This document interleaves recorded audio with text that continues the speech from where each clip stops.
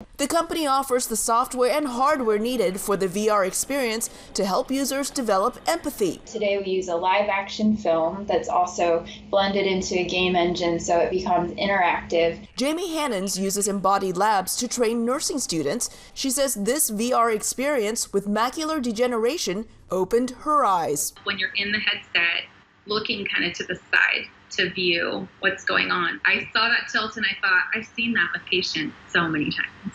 and not recognized it as an opportunity to say, how's your vision? For now, Embodied Labs only sells to services for the aging because Shah says it's important that VR is paired with a guided discussion and reflection. I am your brain. To process what the users experienced so they know how to put into action what they've learned. Elizabeth Lee, VOA News, Los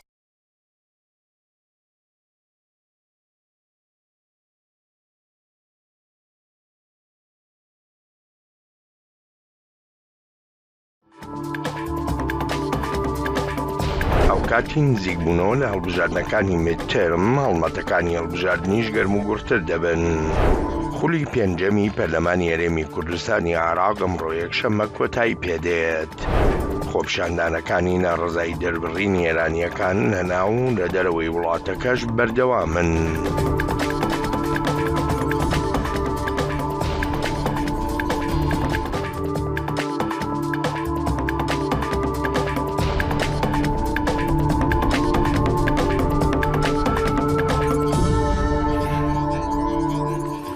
بخير هاتن برنامج كورت كونكشن جدنجي أمريكا نحال واشنطن حفتي سبيدايا روجا شنبه ايك شنبه لە منیشەوە سڵاو عزیزان خۆشهاتنەوە بۆ کورت کۆنەکشن لەبیرتان نەچێ ئەم بەرنامەیە بێجگە لە پلاتفۆرمەکانی بەشی کوردی دەنگی ئەمریکا لە کەناڵی NRT-شەوە ڕاستەوخۆ پێشکەش دەکرێت. ده كامبين أحد بجراتين نيف دم ده سروك جو بايدن وسي سروكين دين أمريكيين بري دوه سي شاموية يعني ببورن دوه شاموية بالكشان دين سر ولاية بنسلفانيا قادة بريكانيا خورتا لي بيامي وان يداوي لسرانسري ولاتي جي دنگ فدا سروك بايدن وسروكي بري باراك أوباما بجاش شابيرو بربجير جبو فرمانداريا بنسلفانيا وجان فترمان بربجير جبو أندام متيات جواتا سيناتورا دركتن سروكي بري أمريكا جي دونالد ترامب لتاخكي تشينا كريكاران لباشوري روش آفاي ولاية بنسلفانيا دوبارا بشتوانيا خوا جبر بجيري كوماريان را ديار كر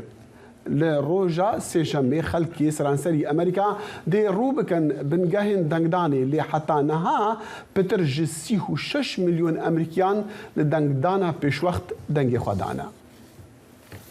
هەڵبژاردنەکانی ئەم ساڵی میدتێرم لە ئەمریکا لە زۆر ڕۆ جیاوازە لەگەڵ میدتێرمەکانی تردا. یەکێک لەو جیاوازیانە لە ستانی مەشیگانە کە بۆ یەکەم جارە زانیاریەکان بە زمانی عەرەبیش لەسەر کارتەکانی دەنگدان نووسراون. ستانی مەشیگان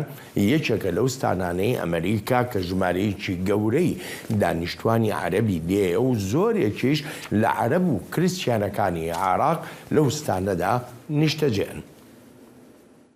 ایک جماعترین جواکن مسلمانان عربین امریکی کوزی برفرح دبن لامریکا لباجر دیربورن ولایت میشیگن دجین و کار دکن. عرب همان نیوی باجرن.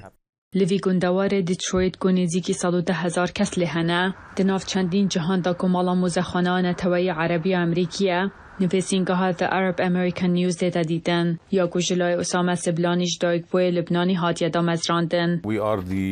ام کلندرین وشانن مزندرین وشانا امریکا یا عربینه لولید. اوج دم سبلانی دست بوشانا خویا دو زمانی هفتیانه گری گل سال 1908 بو. او دنیوی دگین هبدو انگلیزی و عربی. رومال کرنا هر هر بجارتنه که آلوزی هنه با رابطریا خوی نرین وی کجبر و حولاتین امریکی نینه کوشنی دست بفربون از زمان انگلیزی کرینه. ای سال 1976 هاتمه ور و از جرجانا زحمتیان دبینن ده خوندن و نویساندنا وان پشنیارانده. عربی نه زمانه که کد یاسای مافی دنگدانی ده پاراستیه.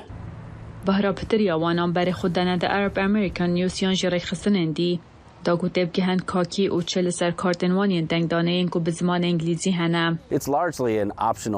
او به برفرهی بجاره که کو کارمن دکارن بکن گر او بریاره بدن کو او خدمتا دنگدیرین جواکا وانا تایبتی که.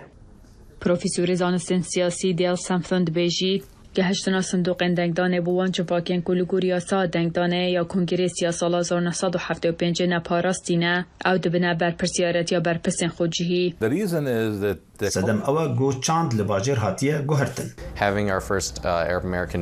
هبونا یکم شاردار می عرب امریکی هبونا انجمنک کو شرازایی هیئت وان جورا پیواناندا گوتو بجا گشتی پدمیر لامریکای هاتیه گوهرتن. دگلوه که کو بدهان سالم پیوستیا باجر دیربورن بکارتن دنگدان بسمان عربی هنه لهشتا ایراده اگا سیاسی نبویه بوجه اینا ناوه دهل بجارتن سرطاین طباقین ولایت میشیگن دا بو یکم جار دنگدارن باجر دیربورن دستوان که هشتیا کارتن دنگدان فرمی بزمان عربی جبو دنگ خوبدن.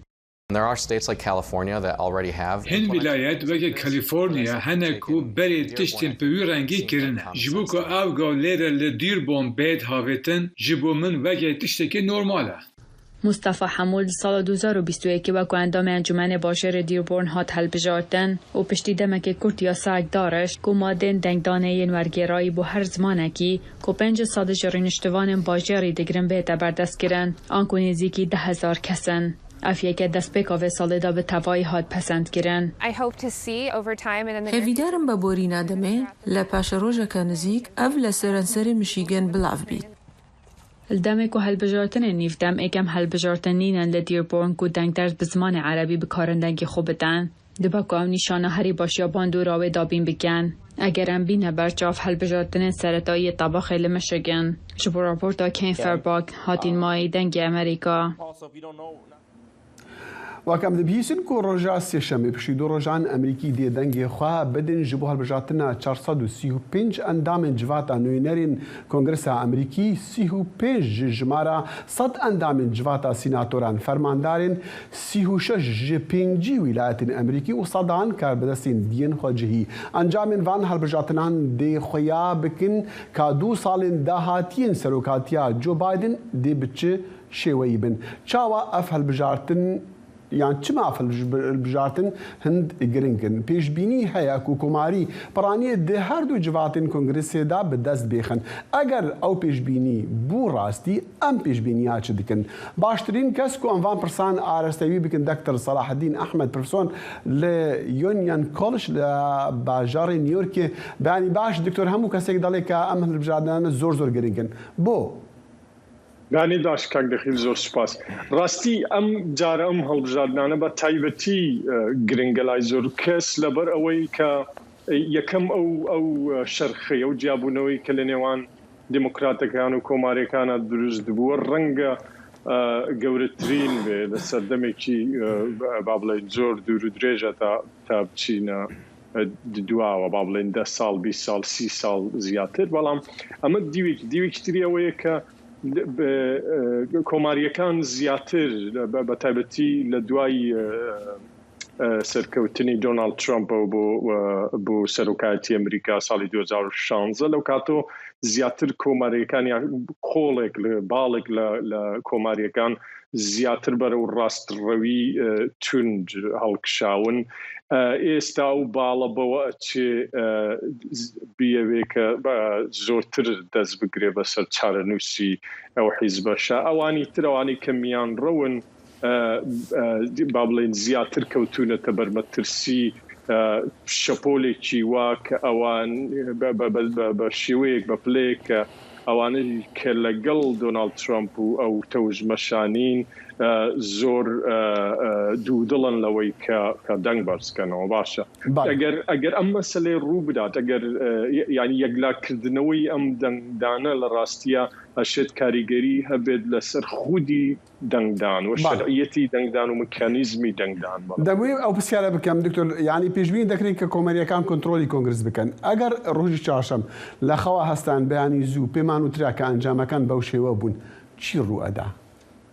بەڵێ هەڵبەت ئەو ئەگەرە هەیە ئەگەر یەک تۆزیکە بینە سەرەوەی کە ئایا تا چەند او ريغاي بابلين دروست بون يا جبوني هي بلا ما قشتي كيواب حتما كومالشتي زور اغور للسياستي بتايبتي ناو خوي امريكا بتواوي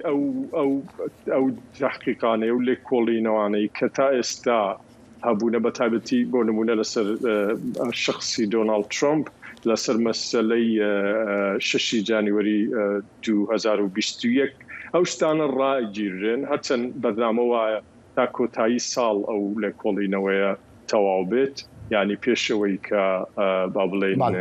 كوماريا كان دز بكاربن اگر بي بنو امن ديوك تري كومال اللي جنيتري لكولينوا بيجدت يكلانا زور ريتي بو كوركي جو بايدن بو انت بايدن لسر مسألة تجارة وهندي معاملات تجاري لقل بلام دكتور ببورا بس هندي الآن بس ودك إنك حتى بابتي امبيش كردني سروكي استاذ جو بايدن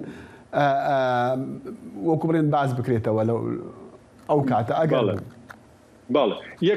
يك لو لكولينو أنا شد مسألة شانوي يزكاني أمريكا لأفغانستان وبرسيارتي بايدن لو مسألة رنج مسألة impeachment بيت بيشوا بلام باورنا كم سر بقري ببي أوش كاريجري كوماريا كان لكونغرس إجار زور ببويا بونمونا دوسي شتي تركب يوندي بسياستي كوماريا كانوا هبي أمجاره أو كبونمونا للسطا 25 يعني تاريخي أو كارمنداني حكومتي فيدرالي أمريكي أكري لكاردر كرين وكاركاني حكومتي فيدرالي لولاية كان زور كم تركرينوا وديواري السنود لقل مكسيكا أو ديواري كترامب دسبيكرد أشيت تواو بكريد ورنجل هموشي جرينثر برياري أبورشن برياري لبار بردن رنجا سركوتو بأمجار لجير لكونغرسي كالجير دستي زوري نيكم أمريكانا دكتور باكورتي زورك لا وكساني كهالبجارنا كاني بيشتري يعني أنجام كاني هالبجارتن لاستوى درين قبولنا كان هالبت أوانان هالميان كومارين أجر سرنا كوتن أوانا لا أريزونا لا بنسلفانيا لا جورجيا لوانا چی رو ادا چی دبی اگر انجام کان قبول نکن بله اگر انجام سر نکو اگر انجام کان قبول نکن دیار ابی مجرای یاسایی ورگرید و باور نکم چتی چی او تو دیارش قضیه که اخوانی بالام چشی چی گوره نبید چشک گوره که لویا بید که اگر او نکولی گران بابلین بردیانوا و سالی 2024 اگر ترامپ بتاو کاتا خوی کاندید بکاتو نیباتو لو کاتا کشی کی زور گوره ابد لبروی نکولی گرکان دا صلاتی زوریانه به هم لولایت کان هم لا حکومت فدرالی باب جان زورنا ما ودروج ما ابو هالبجرنا كان بزين انجام كان شلون بن دكتور صلاح الدين احمد بروفيسور لزانكو يونيون كولج لنيويورك زورج سباس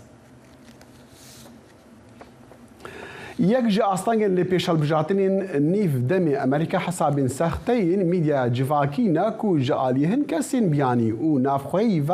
تن بری وبرن لیکو لرکی آگاهیان بالا خوا دایکو پرانی سال 2022 او حسابین سخته کو باوری هبو ج روسیانا نچالاک بون لی او باوری لما هاتباخی دگل نزیک بونا هل بجاتنین نیف دمی لی امریکا هاتن گوهرتن.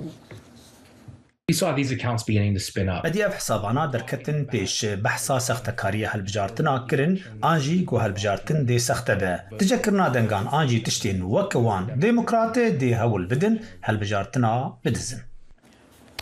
لستن وقالك بسبور ودزجهن دنيين حكمت لأمريكا هولين خا بردوام دكن جبوكو لناف مال بارن ميديا جفاكي وميديا دولتي الري لبزافن بلا فكرنا آجاين سخته بقرن أو إنكو ولات وكا روسيا تشين وإيران لفا دردكافن بسبور دي بيجن أف حساب الميديا جفاكي هول ددنكو أمريكا را بيجن سيستما دنگداني لأمريكا نجهي باوريه لولاية أريزونا دنگدر خماخوا ديار دكن کو اف آگاهی ندرس باندوری لسر پروسه دنگدانی بکن. خما من ئەوە گۆ ئەکتەرین دیانی دکارن بریا مەدیا جواکی زانیاریên سەختە û teyoriên plansazî belav bikin û birengekî گۆ ئەمریکیان bînin hemberî hev.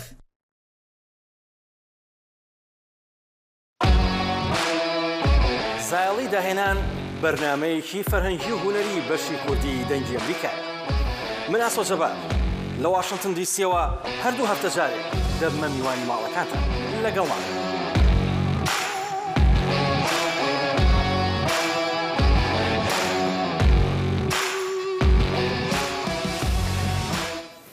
خولی پێنجەمی پەرلەمانی هەرێمی کوردستانی عێراق تەواو دەبێت و هەڵبژاردنیش لە هەرێم دوا دەخرێ هاوکاتی درێژکردنەوەی تەمەنی پەرلەمان.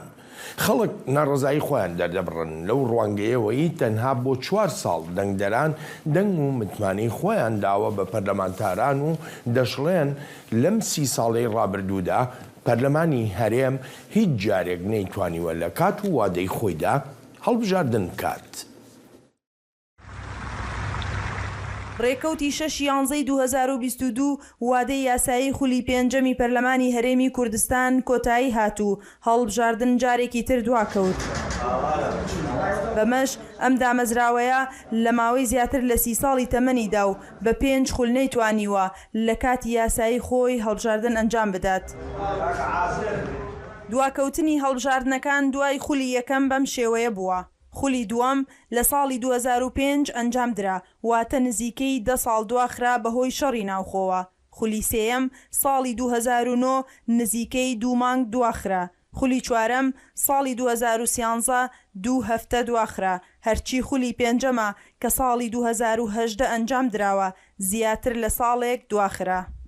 دەربارەی ئەنجومەنی پارێزگاکانیش بە هەمان شێوە دیسانەوە هەڵبژاردن لە کاتی خۆی ئەنجام نەدراوە. دەربارەی شارەوانیەکانیش هەروە هەڵبژاردنەکان دواکەوتون لە کاتی خۆی ئەنجام نەدراوە. ئەمە سەبارەت بە حزبە سیاسیەکانیش هەروایە. ئێستا هیچ کەم لە حزبە سیاسیەکان لە تەمەنی خۆیاندا بەراوردیان کەی لەگەڵ ئەو پرەنسیپانەی کە لە پەیڕەوی ناوخۆ و پرۆگرامیاندا هاتووە لە کاتی خۆیاندا کۆنگرەکانیان ئەنجام نەداوە. سەبارەت بە کۆمەڵە و ڕێکخراوەکانیش بە هەمان شێوە، سەبارەت بە سندیکاکانیش بە هەمان شێوە. سەبارەت بەم بابەتە پرسیارم لە بەشێک لە هاوڵاتیانی شاری سلێمانی کرد بە ڕوونی ئەوان ناڕزایەتیان پێوە دیار بوو. ئێمە وتمانە 4 ساڵ و 1 ڕۆژ فەرمو و بڕۆ دەرەوە پۆلیسەکەی بەردەمی پەرلەمان من داوا لە تۆکەم تۆ مۆزەفێکی لەوە سەیری هەویەکەی کە بەسەر چووە هەویەکەی لێوە گەڵێتە تۆ بڕۆ دەرەوە بۆت نییە چی دەژوورەوە بۆت نییە هەویەکەی تەوا بووە سەرسەرواکەن هەڵبژاردن بکرێ یان نەکرێ ئەمە هیچ پێوەستێکی بە میلەتەوە نیە. چکە هەڵبژاردن بکرێ و نەکرێ هیچ مەسەلەکە ناگۆڕێ. هێزێکی کارای ئەو تۆ کە تعبیر لە مەینەتەکانی خەڵکا لە ساحەکەیان نیە. هەر ئەمانە نەبینی خۆیانە کێکەکەدا بەشەکەن. کەم دەنگماوێتە بۆ فترێکی زەمەنی دەنگماوێتە بۆ 4 ساڵ.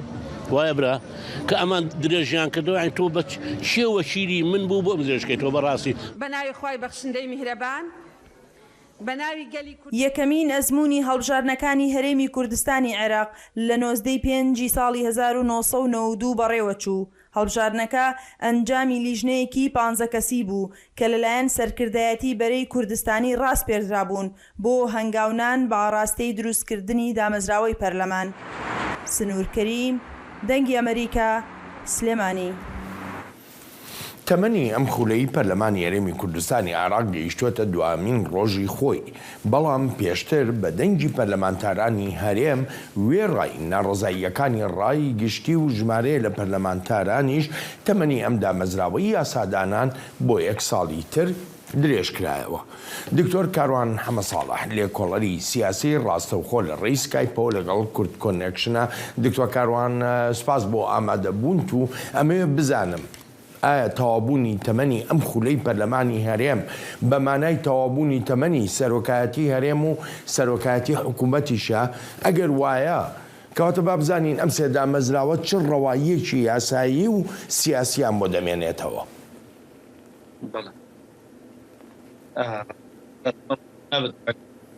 بەڵام هەیە بۆ بیستانی بەرنامە جوانەکەیەوە لای هەمومان معلومە هەموو دەستگا شەرعیەکانی حکوومەتی هەرێمی کوردستان و بە ئیتیفاقی هەندێک لایەنی سیاسی کارکرا بۆ درێژکردنەوەی پەرلەمانی کوردستان هۆکارەکەی بۆ ئەوەیە کە دامەزراوەکانی تری حکوومەتی هەرێمی کوردستان ماوەیان درێژ بێتەوە. یعنی تاوەکو ماوەی پەرلەمانی کوردستان درێژ نەبێتەوە ئەوان ناتوانن درێژکردنەوە بۆ ئەو دەستگاکانی تر بکەن. کەواتە درێژکردنەوەی پەرلەمانی کوردستان ماوەی یاسایی پەرلەمانی کوردستان لەبەر خاتری پەرلەمان نەبووە و لەبەر خاتری ئەوە نەبووە کە کۆمەڵە پرۆژە یاسای گرنگ مابێت کە خزمەتی وڵاتیان بکات یان با بڵێن بە زمانێکی تر لەبەر بۆشایی یاسایی نەبووە بەڵکو لەبەر ئەوە بووە کە لە ماوەی ڕابردووە هەم بە شێوەیەکی جددی و نەکەوتونەتە سەرخەت بۆ جێبەجێکردنی هەڵبژاردنێکی پێشوەختە یان با بڵێ وەکو لە عێراقدا و یان لە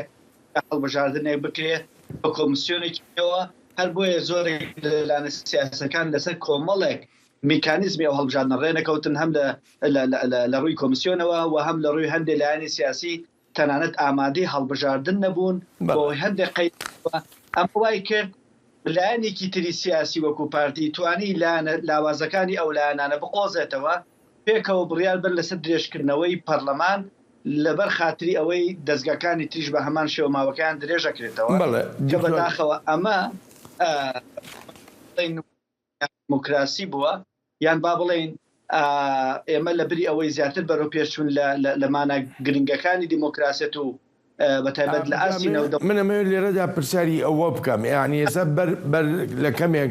جۆمان لە راپۆرتی سنوورکەریم پەیامنێری دەنگی ئەمریکا بوو هاوڵاتیەک پێڵێ جا هەڵبژاردن بکرێ نەکرێت چ گرنگیەکی هەیە دکتۆر وایە هیچ گرنگی نەماوە هەڵبژاردن بەداخەوە یەکەم شت کە هەڵبژاردننی بێبەها کرد بابەتی تەزویرە کە تا هەتا ئێستش لە عێراقا هەیە و لە هەرێمی کوردستانە بە شێوەیەکی منەظەم و ڕێکخراو یعنی ئەوەندە تاکتیکی جوان بەکارهێنن بۆ تەزویر ئەوەندە تاکتیکیان بەکاربێنایە بۆ شەفافیت لە هەڵبژاردن و شەفافیت لە داهات و لە خزمەتکردنی هاوڵاتیان پێم وایە پێویستیان بە تەزویر و بێئومێدکردنی خەڵک نەبوون. قۆناغی دووهەمی بێئومێدکردنی خەڵک لە هەڵبژاردن قۆناغی ئەو پشکاندن و بریندارکردنی معارەزە و وەزائیدەن هەر خەڵیسکاندی هەنی لایەنی معارەزە بوو کە بەداخەوە بە جۆرێک لە بەشداری حکوومەتی پێڵێ بە جۆرێک لە ڕازیبوون بە هەندێک لە کێکی دەسەڵات هەموو ئەمە قۆناغی دۆم و قۆناغی سێهەمی بەڕاستی کە لەمڕۆ دەست لە چەند ڕۆژی ڕابردووە دەستی بۆ ئەمڕۆ ئەکەوێتە کار ئەویش درێژکردنەوەی تەمەنی پەرلەمانەکە بۆ 4 ساڵ هاوڵاتیان و دەنگدەران بەخواستی خۆیان دەنگیان پێیاون بۆیە لە دوای ئەمە کە بە شێوێکی ناشەرعی بە شێوێکی نایاسایی کارەکانێکە ئەمە ئەتوانێت بوترێت ئەگەر هەنگاوی تر و تاکتیکی تر بەدوان نەبێت ئەمە جۆرێکە لە بێئومێدکردنی خەڵک. دکتۆر تۆ ئاماژە بە ئۆپۆزیسیۆن دەکەی من پرسیارەکەم لە جەنابەت ئەوەیە لە هەرێمی کوردستان ئۆپۆزیسیۆن هەیە ئەگەر هەیە ئایا پرۆژەیەکی هەیە بۆ گۆڕینێکی بە بەرنامەی ئەم ڕەوشە سیاسیە ئەم هەموو چەق بەستنە سیاسی کە لە هەرێمەکەدا هەیە؟ کاک بەڵام پێش ئەوەی جابی ئەو پرسیارە بمەوە پرسیارێکی دقیق و جوان و پێویستی شەوە ئێستا ویستم تەکمیلی ئەو قسەی تر بکەم کە پەرلەمان کە درێژکردنەوەکەی جۆرێکی ترە هەنگاوی ترە بۆ بێئومێدکردنی خەڵک ئەگەرچی لە ڕابردووەوە ئێستش زۆرێک لە دەسەڵاتەکان لە پەرلەمان سەرراوەتەوە ئەوانە هەمووی لەسەر قاغەز بوون یانی نەدەسەڵاتێکی فعلی هەیە بۆ لێپرسینەوە نەدەسەڵاتێکی فعلی هەیە بۆ کارکردن بۆ پرۆژە یاسا گرنگەکان کە لە خواستی هاوڵاتیان نەبێ نەدەسەڵاتێکی گرنگیشی هەیە بۆ چاودێریەکی وەکو بڵین واقعی و لە کاتی خۆی و بەدەرەنجامەوە بەداخەوە هەموو دەسەڵاتەکانی لێ سەرداوەتەوە زیاتر توانین بڵین دەسەڵات چی بێ ئەوەی پێەکە بۆیە هاوڵاتیانش ئەوەش لە ماهیەتی لە بەهای پەرلەمان بە جۆرێک لە هاوڵاتیانی بێ. دکتۆر وەڵامی پرسیارەکەم ئۆپۆزیسیۆن و پرۆژەکانی بەنسبەت ئۆپۆزیسیۆنەوە هەر خودی کشانەوە و یان با بڵین استیقالەی پەرلەمانتاران لەم خولە بەهۆی درێژکردنەوە هەنێکیان بە بایکۆت هەنێکیان بە دەست لە کارکێشانەوە هەنێکیان بەمانەوە ئەمە ئەتوانین بڵین جۆرێکی تر لە پەرتەوازایی معارەزە ئەوانەی کە پێ خۆیان بەخۆیان ئەڵن معارەزە ئەگە ببینین دەسەڵات سەر ڕای هەموو ناکۆکیەکانی بەڵام ئەتوانین بڵین تەبان لەگەڵ یەکا بۆ پرسە استراتیجیەکان بەڵام لەلایەکەوە سیرەکەین ئەوانەی کە ئەتوانین بڵین دەنگی چاکخوازن دەنگی ناڕازین و خەڵک تا ڕادەیەک ئومێدێکی پیانە ئەمە بەڕاستی سێرەکی پەرتەوازەیەکی دیار ئەگەر چی ئەمڕۆ 12 پەرلەمانتار بەوانەی کۆمەڵ و بە 4 دانەی گۆڕان و دانەیەکی سربەخۆش 7 و 4 تقریبا 12 پەرلەمانتار بڕیاری بایکۆتیاننا ئەمە جیاواز بووە تەوقیتەکەشی لەگەڵەوەی وەزایدن موقیفە جیاواز بووە هەموو ئەمە ئەتوانی خەڵک زۆر وشیارە هەر یەکەو بە جۆرێک لێ خوێنێتەوە ئەگەر هەموو ئەمە پێکەوە بەڵێ دکتۆر دو پرسیارم هەتاکەی ئەم ڕۆژە لە هەرێمی کوردستاندا بەردەوام دەبێت زۆر بە کورتی تکایە هەتا ئەو کاتەی کە وێنەی پرسە نیشتیمانیەکان و وێنەی نیشتیمان و وێنەی پرسە حکومی و پرسە خزمەتگوزاریەکان نەخرێتە گەورەتر نەبێت لە وێنەی حیزب و وێنەی شەخص و وێنەی بەرژەوەندی تاکە کەسی و حیزبیەکان دۆخی هەر بەم جۆر بەردەوامە بێت و لەوانەیە خراپتر هەر وێنەکان پێچەوانە بووە هێڵی سوور بەڵێ خزمەتکردنی هاوڵاتیان بوو هێڵی سوور پێداویستی سەرەتاییەکانی هاوڵاتیان بوو هێڵی دکتۆر ئەیلایەنە سیاسەکان ئەو کاتە هەرێمی کوردستان پێێنێتە قۆناغێکی نوێ بەڵێ زۆر سپاس دەکەم دکتۆر سپاس و پێزانینم باز بە جەناب دە پەیوەندیەک تەلەفۆنیدا دەگەل سەرۆکی نوێی عێراقی وەزیری دەرڤەی ئەمریکا تەکەس کرد و واشنتن دێ پێگرتنی بشراکەتە بە حکومەتە عێراقی ڕەبکە داخوایانەیەکێدا بەردەفکێ وەزارەتە دەرڤەیە ئەمریکی گوت و وەزیری دەرڤە ئەنتۆنی بلینکن ژە سەرۆکی عێراقی عەبدوڵەتیف ڕەشید ڕە پشتڕاست کرد و ئەمریکا ئامادەی وێ هەفکاریە بە عێراقی ڕێ لە گۆڕا ڕێکەتنا چارچۆڤەیە استراتیجیک ji بۆ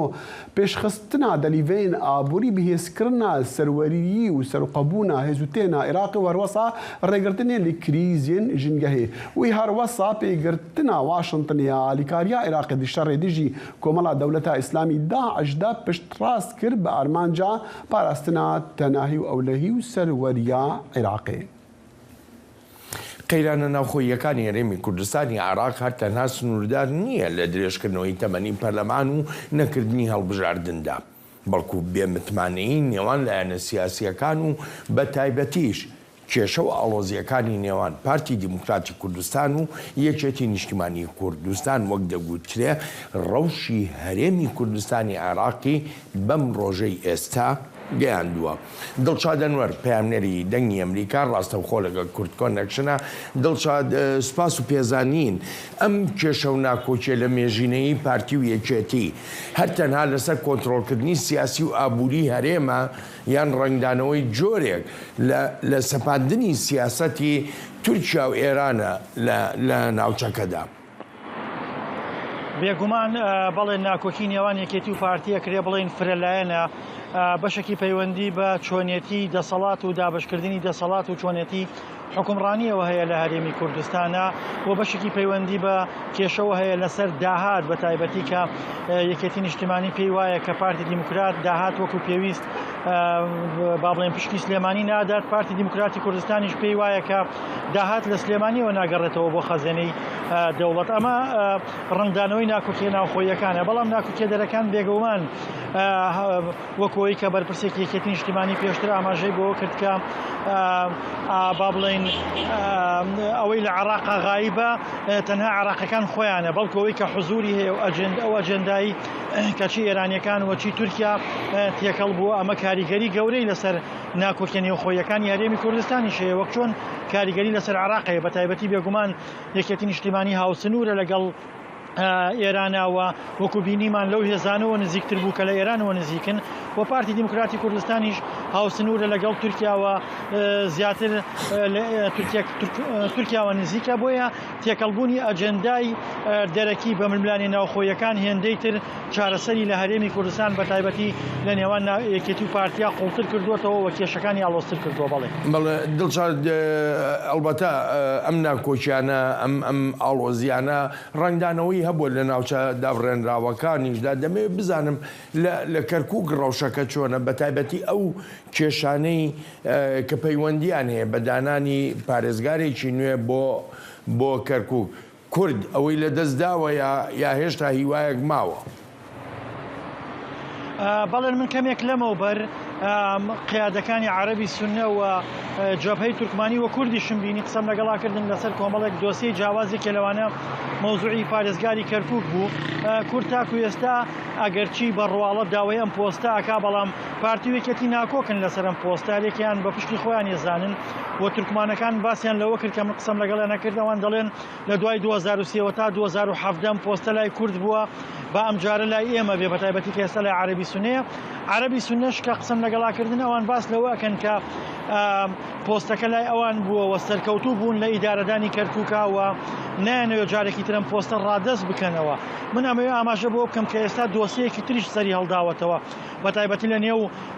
با بڵێن کابینەکەی محەممەد شیاع سوودانیە ڕێکەوتنیەکەیە لەسەر ڕادەستکردنی دۆسیەی ئەمنی شارەکان بە پۆلیس و لێسەنەوە لە سوپای عێراق لەسەر ئەمەش ناکۆکیە. تورکمانەکان پێیان باش بوو کە ئەم دۆسیە لای سوپای عێراق بمێنێتەوە وە کورد داواکە دۆسیەکە ڕادەستی پۆلیسی محەلی بکرێ و هێز عێراقیەکان لە ناو شار دەربکرێنە دەرەوە بۆ باشوور و ڕۆژاوای کەرکووک و عەرەبی سوننەش هەر بە هەمان شێوە هاوڕا بوون لەگەڵ تورکمانەکانە و پێیان وا بوو کە ئەم دۆسیەیە کە ئێستا لای سوپای عێراق سەرکەوتوو بوون و ئەم دۆسیە ئەمنی کەرکووک پارێزراوە ئەم دۆسیە بمێنێتەوە بۆی ئەمەش ناکۆکی لەسەر دروست بووە بۆیە زۆر مەلەفی جیاواز هەیە لەسەر ناوچە کێشە لەسەرەکان کە پێکاتەکان و کوردیش لە ناو خۆیان ناکۆکە لەسەری. دو پرسیارم زۆر بە کورتی وەڵام بیتەوە دڵشاد ڕۆڵی هێزەکانی حەشدی شعبی چییە لە ئێستادا بەتایبەتی لە کەرکووکدا و هەماهەنگیەکە چەندە لەگەڵ هێزی پێشمەرگەی کوردستان بەو هەموو ناکۆچیانی کە باسمان کردن و حەشدی شعبیش کە لایەنەکانی چوارچێوەی ئەماهەنگی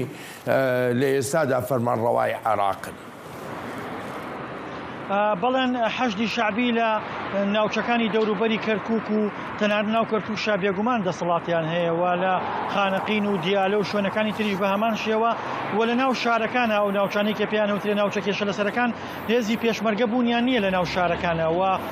ئەکرێ بڵێن هیچ ڕۆڵەتی ئەوتۆیان نییە بەڵام لە ئەطرافی با بڵێن شارەکان بەتایبەتی لە ڕۆژەڵاتی کەرکووک و لە ڕۆژەڵاتی خوورماتوو و لە باشووری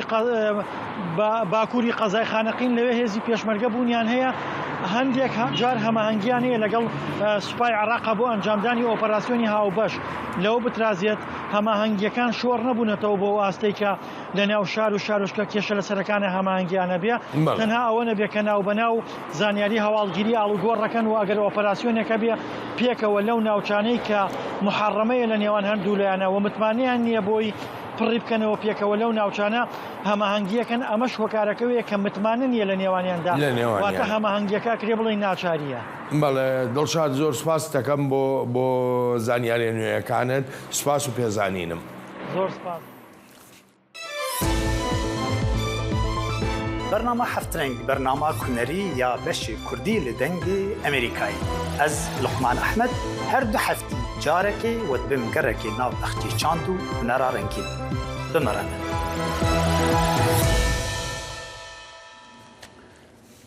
وزیر دەرەوەی سویدی گوت ڕادیۆ سویدی و حکومەتان و دێخوا دووری ملیتانین کوردن یەپەکێ ڕاگرا لە دەمێک و ئەو بهیڤیا ڕەزامەندیە تورکیەیە لە هەمبەر ئەندامەتیا ستۆکۆڵمی د ناتۆدا ئەمریکا یەکەتیا ئەوروپی سوید دناودا هەلبەت و ژمارەکە ئەندامی ناتۆژی پشتەوانیا هێزین پاراستناگەل یەپەکێ و بەس شێوەیە سیاسی پەیەدی کریە دشە ڕێدیژی کۆمەڵا دەوڵەتە ئیسلامی داعشدا وەزیرێ دەرەوەی سویدی گوت رادیۆیا سویدی ئارمانجا یەکیە حکومەتاویان و ئەندامەتیە د ناتۆیدا ئەف داخوایانیە چەند ڕۆژان بوو بەری سەردانە سەرۆکوەزیری نو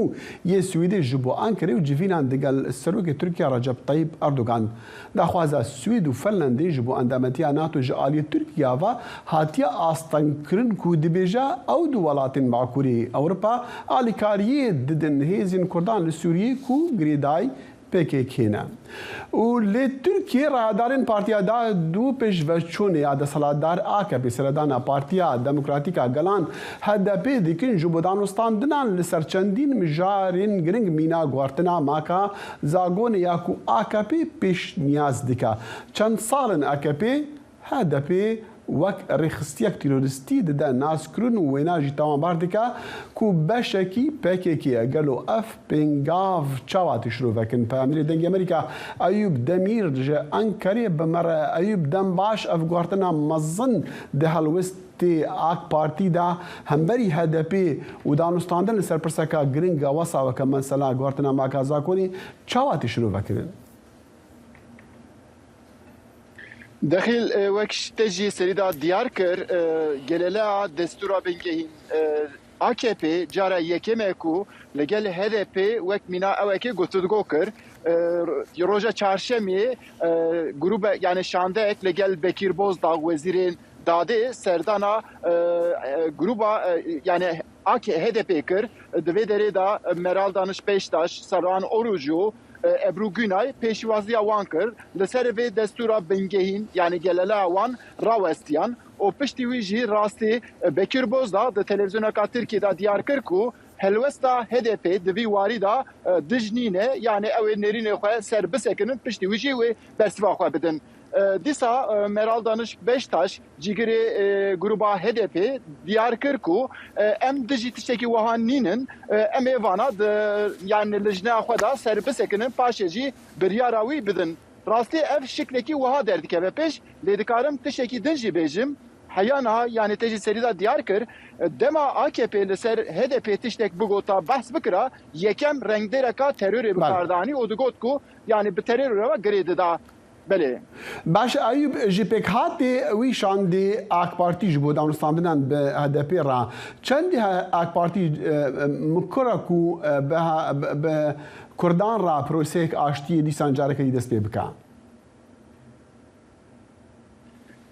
راستی ev hevdîtin hinekê bi wî vacî tê girêdan ji bo çi yani roja çarşemê Erdoğan cara yekem pesnê HDP da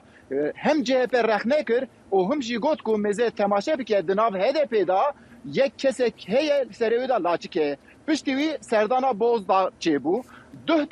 dîsa em bêjin Doğu Perinçek di nav hikûmetê da erkeka wî heye em dikarin bêjin li Mêrdînê ban kir got ku bangê PKK kir dîsa aliyê Bakurê Sûriyê kir got çekên Amerîkayê berdin em amade ne ve hembêz bikin dîsa duh yani îro jî ew ki wezîrê parlamenterên AKP Mehmet Cevherî got ku HDP partiyekan demokrat ew e normal e di parlamento de heke em li gel HDP hevdîtin çê nekin rastîne lazim e ku AKP li gel HDP hevdîtin çê bike yani bana tevahî gava em dedim berçav rastî tiştekî din jî derdikeve pêş çand roj berê jî ji xwe HDP yani Mithat Sancar, Pervin Buldan û bana serî lewêdan ku biçin İmraliyê li gel Öcalan yani Wezareta Dadê dabûn hevdîtin çê bikin gava bana tevahî berçav dibe ku vî alî da geçedanek jî bibe. باش دیار تو خوازیش ما ربیجی کو حکومت اردوغان هنک پنگاف آوتنه و کو نیاز پاکی دیار بکا جبو کو HDP بکا و آک پارتی رد مثلا او گوهرینو یانجی دهاتی نو yani پکاتی نوی حکومت نو دا و پشتی هل بجاتنا بتایبت به اردوغان را. داخل سه خط ana derdikevin pêş yek pêşiya da me Haziranê da hilbijartinekê ye. AKP bi tenê serê xwe nikare serkeftî bike pêwîstiya wî bi HDP heye. Di aliyê din da jî rastî siyaseta ya mesela AKP an jî Serokkomarê Tirkiye Recep Tayyip Erdoğan tiştek pêşî anî bu rojevê çareserî mesela pêvajoya çareseriyê ev rewşa dawî wata ku derket dîtin ku çareserî dîsa çê nebû lazim e ku dibe ku vegerin ser rewşa berê yani pêvajoya çareserî di aliyê din da jî bivêne vê Amerîka ana rastî pêwendiyê wî li gel Kurdayê ev yek jî AKP eciz dike AKP dixwaze ku Kurdan hinekê aliyê xwe var rakeşe yani tevahî wata ku em bidin berçav dibe ku pêvajoya nû jî dest pê bike. Ayûb Demîr peyamberê dengê Amerîka li Enkerê rastixwe bimere bû gelkî spas. Spas دەنگی ئەمریکا سەرچاوەی متمانە پێکراوی هەواڵ و زانیاری.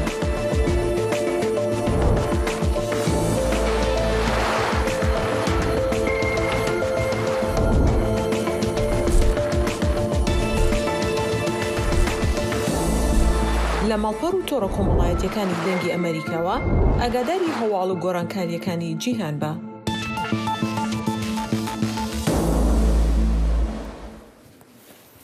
هاوڵاتیانی ئێرانی لە ناو و لە دەرەوەی وڵاتەکەش درێژەیان داوە بە خۆپیشاندانەکانیان دژ بە دەسەڵاتی کۆماری ئیسلامی ئێران وێڕای هەڕەشە و گوڕەشەکانی دەسەڵاتدارانی ئەو وڵاتە.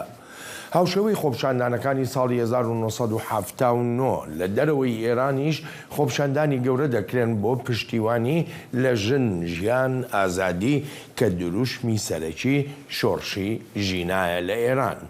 لە واشنتنی پایتەخت و لە سێ شوێنی جیاوازدا هەوڵاتیانی ئێران خۆپیشاندانیان کردووە و داواش لە کاربەدەستانی شارەوانی واشنتن دیسی دەکەن تا شەقامێکی شارەکە بکرێت بە ناوی ژینا ئەمینیەوە وەک سیمبۆڵێک بۆ ئازادی ژنان. کەشێکی پایزەی واشنتن و گەڵا ڕێزانی درەختەکان لەگەڵیشی داوێنەی هەزاران کوژراوی کۆنونوێی دەستی ڕژێمی ئێران. خۆپیشاندانی ئەم هەفتەی ئێرانیەکان لە واشنتن لە چەند جێگایەک بوو بۆ یەک ئامانج دەخوازن بە هەموو شێوازێک سۆزی وڵاتە دەسەڵاتدارەکەی دنیا بەلای خۆیاندا ڕابکێشن. ئێرە نزیک لە کۆنگرێسی ئەمریکایە مەزرایەک لە وێنەی قوربانیەکانی دەستی ڕژێمی ئێران خراوەتە بەرچاوی هەموو شۆکەرانی واشنتن دیسی. ولی الان زمانی که همه مردم ئێستا زمانێکە هەموو کەس لەوە گەیشتووە کە گرنگە یەکگرتوو پێکەوە بین. ئەو جوداخوازیەش خەمەنەی لە ناو خەڵقی ئێراندا دروستی کردووە. ئێستا دەیبینیت لە کوردستانەوە تاوەکو زاهیدان و تاران پێکەوە هەستاون. نە شێخمان دەوێ نەشا، بەڵکو ئازادی و دیموکراسیمان بۆ ئێران دەوێت. کۆمەڵە گەنجەکەی ڕێخەری خۆپیشاندانەکانی واشنتن ئەم هەفتەیە شوێنێکی گەنجانیان هەڵبژاردووە، جۆرج تاون و سەرڕۆخی ڕووباری پۆتۆماک. دەخوازن شوێنە گشتیەکانی واشنتن دوور لە شوێنە فەرمیەکانی دەسەڵات بە دەنگوباسی ئەو مەملەکەتە ئاشنا بن کە خۆپیشاندانی مەدەنی بە فیشەکی زیندوو بەنکردن وەڵام دەداتەوە. ئەمە ئەوڕ لە جۆرج تاونی دیسی کۆبوونەتەوە لە بەرەوەی کە فکرمان کرد کە شتێکی باش بێکە لە تەواوی دیسی خۆمان نیشاندەین نەهە لە پێش کۆنگرێسی. ئێرەش خەڵکی زۆرێکی لێ ئەمریکای هەموو وڵاتێکی دەرەوەی ئێرانە لێرەدا لە بەرەوەیەوە هاتوونەتە ئێرە بۆی کە خۆمان نیشاندەین لە تەواوی واشنتن دیسی. لە نێو خۆپیشاندانەکانی واشنتن هاوتای نیشتیمانەکەیان هەموو ڕەنگونەتەوەیەکی تێدایە. ئەم خۆپیشاندانانە وای لێ هاتووە هەر نەتەوەیە و دەخوازێ بە شوناس و سمبولەکانیەوە بەشدار بێت.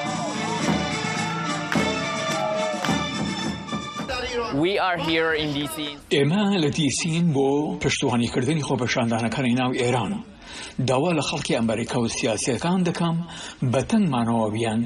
خەڵکی هەموو جیهان دەنگی ئێمە بن. دەمانەوەی فشار لەسەر سیاسیەکان دروست بکەن و پشتگیری خەڵکی ئێران بکەن. کۆتایی خۆپیشاندانەکە ڕەوتکردنە بەرەو شەقامی باڵدۆستخانەکانی وڵاتان لە واشنتن نوێویشیاندا ئەو جێی کاروباری ئێران بەڕێوە دەبات. هەر ئەوەش نا دەخوازن واشنتن شەقام بکا بە ناوی ژینە ئەمینیەوە و لەسەر دیوارێکی واڵاش وێنەی بە گەورەی بکێشتێت. یەحیا بەرزنجی دەنگی ئەمریکا، واشنتن. کۆماری ئیسلامی ئێران بۆ یەکەم جارە داندەنێ بەوەی فڕۆکەی بێفڕۆکەوانی داوەتە رووسیا، بەڵام جەختیش دەکاتەوە لەوەی نردنی ئەو فڕۆکانە بەر لە هێرشەکانی مۆسکۆ بووە بۆ سەر وڵاتی سربەخۆی ئۆکراین. کیێڤ و هاوپەیمانە ڕۆژاواییەکانیشی رووسیایان گونابار کردووە بەوەی لەم چەند هەفتەی ڕابردوودا فڕۆکەی بێفڕۆکەوانی ئێرانی بەکارهێناوە بۆ ئەو هێرشانەی دەیانکاتە سەر خەڵک و سەر ژێرخانی سڤیلی لە ئۆکراین. تاران بە بەردەوامی نکوڵی دەکرد لەوەی فڕۆکەی بێفڕۆکەوانی دابێتە رووسیا، بەڵام لە زاری وەزیری دەرەوەی ئێرانەوە دەگوترێ گوایە ئەو فڕۆکە بێفڕۆکەوانانە بەر لە هێرشەکانی مانجی دوی ڕابردوو بۆ سەر ئۆکراین نێردراون بۆ رووسیا. بەپێی ئاژانسی دەنگوباسی فەرمی ئێرنا، حوسەین عەبدوڵڵاهیان وتوێتی چەند مانگێک بەر لە هەڵایسانی شەڕ ژمارەیەکی دیاریکراوی درۆنەکان نێردراون بۆ رووسیا، بەڵام عەبدوڵڵاهیان جارێکی تریش نوکوڵی کردووە لەوەی وڵاتەکەی هیچ موشەکێکی دابێ بە رووسیا و تەواوی ئەو هەواڵانەیشی بەهەڵبەسترا و ناودێر کردووە. کێب دەڵێت تا ئێستا رووسیا زیاتر لە 400 فڕۆکەی بێفڕۆکەوانی ئێرانی بەکارهێناوە لەم شەڕەدا.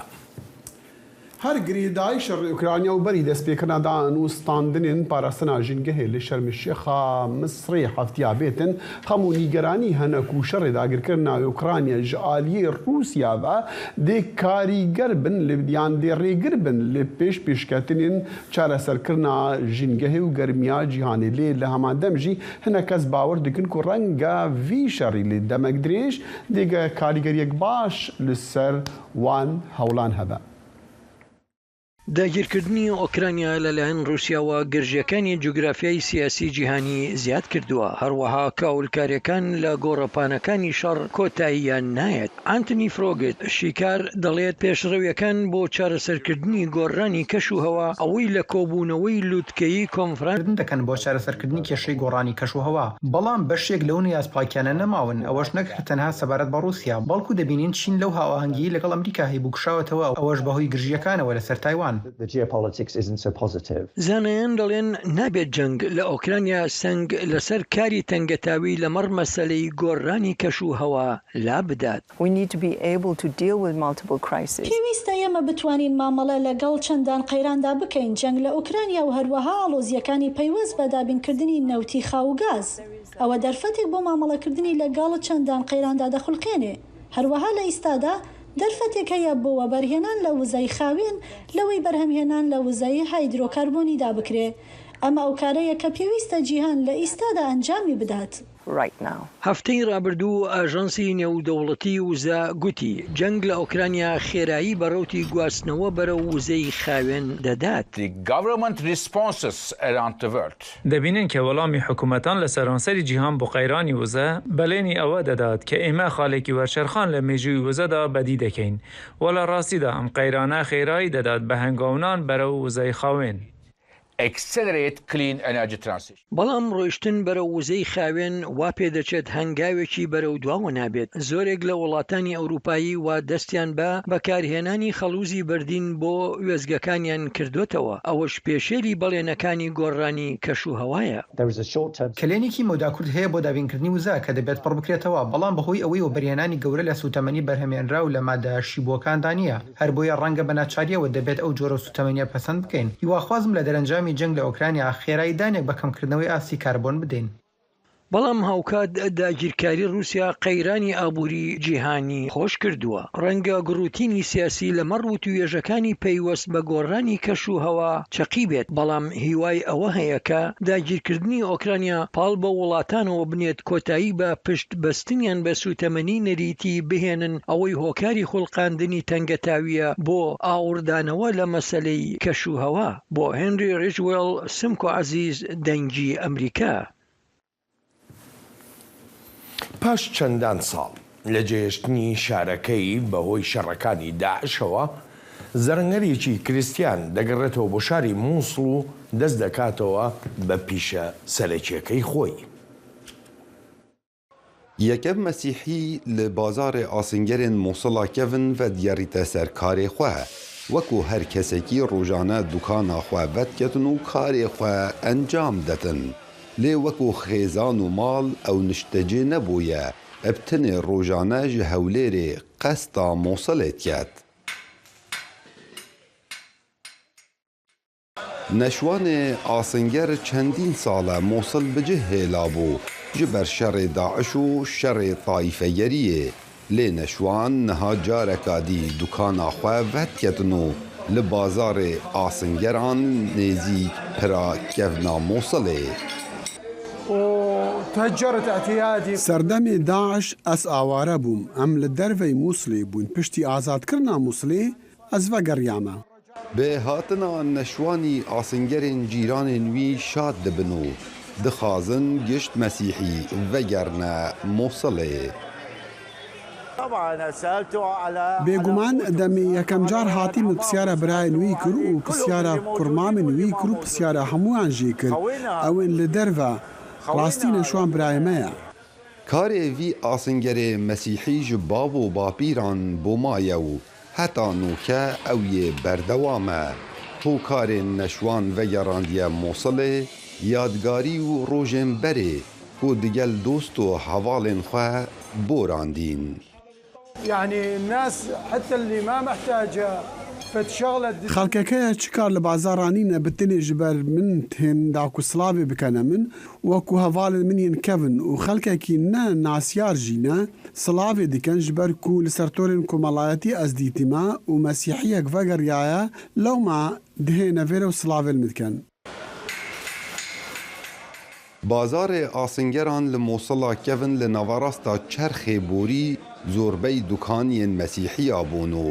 zêdetirî sîh dukanan vî bazarî bi xwe vedgirtin û êk ji ewan dukanan ya bapîrê neşwanî bû ku bi navê asîngeriya çeqmeqçî dihate naskirin. Kawa Umer Dengê Emerîka, Mosil. بهیویا دەمنخۆش هەتا بەرنامە سبەهی یا کورد کونەکشن هەر شاد و بەختەوەرن و بەدوعا. هەر شاد بن.